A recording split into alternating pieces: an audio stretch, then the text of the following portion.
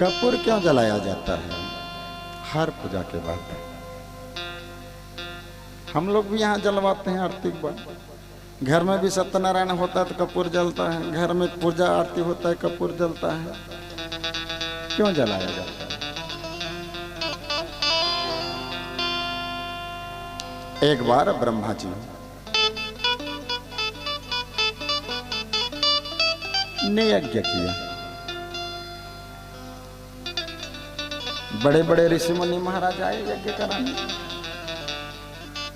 अब ब्रह्मा जी की पत्नी, ब्रह्मा जी की पत्नी का नाम क्या है? वो ब्रह्मा जी की पत्नी का नाम है? अरे महाराज की पत्नी महाराज जी, ब्राह्मण की पत्नी ब्राह्मण, इसने ब्रह्मा की पत्नी ब्रह्मणी है ना।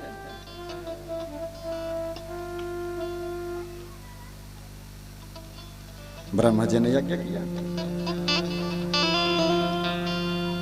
ऋषिगण आए।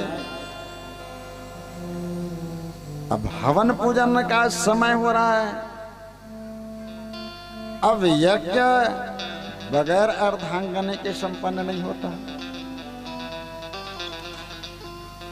अब महाराज लोग कह रहे हैं ब्रह्मा जी ब्रह्मा जी ब्रह्मा जी, ओ जल्दी से बुलाइए ब्रह्मा जी को। अज्ञ मुहूर्त निकला जा रहा है, आहुति का समय हो गया है। अब ब्रह्मा जी दौड़ के गए, ब्रह्मा ने के बोले चलना जल्दी चलना जल्दी चलना जल्दी चलना जल्दी, समय बीता जा रहा है। ब्रह्मा ने बोले थोड़े रुकना। अब ब्रह्मा जी इंतजार कर रहे हैं, ये श्रृंगार कर रहे हैं। ब्रह्मा जी फिर आवाज लगा जल्दी चलना, अब थोड़ा रुकना।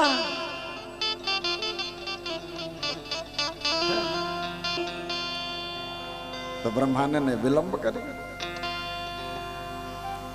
अब उधर ऋषि मुनि चिल्लाने लगे ब्रह्मा जी जल्दी आइए, ब्रह्मा जी जल्दी आइए, ब्रह्मा जी जल्दी आइए। ब्रह्मा जी आए। ऋषि मुनि सब बोले ब्रह्मा जी अगर अब थोड़ा भी विलंब हुआ तो आपका यह यज्ञ सफल नहीं होगा। तो क्या किया जाए? आहुति दिया जाए। तो बगैर पत्नी के आहुति कैसे दिया जाए? ब्राह्मण देवता आप लोग उपाय बताओ। अगर समय बीत जाएगा, मेरा इतना खर्चा बेकार चला जाएगा, यज्ञ का मुहूर्त चला जाएगा, बगैर पत्नी के मैं आहुति कैसे दूं? तो ब्राह्मण देवताओं ने गैया मैया से प्रार्थना करी कि गैया मैया आप ब्रह्मा जी की यज्ञ पूरा करें। तो गैया मैया के मुख से सुंदर एक स्त्री प्रकट हुई जिसके नाम पड़ी गायत्री। अब गायत्री को खड़ा करा के ब्रह्मा जी ने आहुति डाल दिया, और जैसे आहुति डाला उधर से ब्रह्मानी आ गई।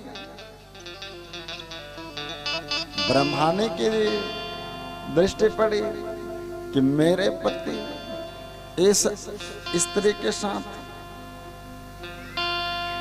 तो वो बहुत गुस्से में आई और गुस्से में आकर अपने पति को श्राप देते, ब्रह्मा जी आपने मेरा इंतजार नहीं किया, मेरे बदले आपने दूसरे स्त्री को खड़ा करके यज्ञ में आहुति डाली, तो मैं आपको श्राप दे रही हूं, आपकी पूजा नहीं होगा। मृत्यु लोक में आपको कोई पूजेंगे नहीं। अब ब्रह्मा जी घबराए, बोले देवी इसमें गलती मेरी नहीं है, आपने विलंब करवाया और ब्राह्मण देवताओं के सलाह से मैंने गैया मैया से प्रार्थना करके गायत्री देवी को प्रकट करवा करके आहुति दे दी। ये तो वेद माता है, सबकी माता है, हमारे भी माता है, आप नाराज ना होइए। तब ब्रह्मा ने बोले चलो ठीक है, जब आप इसको माता के रूप में मानते हैं तो मैं थोड़े से आपको राहत दूंगी। आपकी पूजा अभी तो नहीं होगी, पर द्वापर में जब कृष्ण अवतार होगा तब पुष्कर क्षेत्र में, जो लोग राजस्थान गए हैं वहां पुष्कर स्थान है, वहां ब्रह्मा जी का मंदिर है, वहां पूजा होता है। ब्रह्मा ने बोली कि ब्रह्मा जी जब द्वापर में कृष्ण का अवतार होगा और कृष्ण अवतार के समय जब आप कन्यादान करेंगे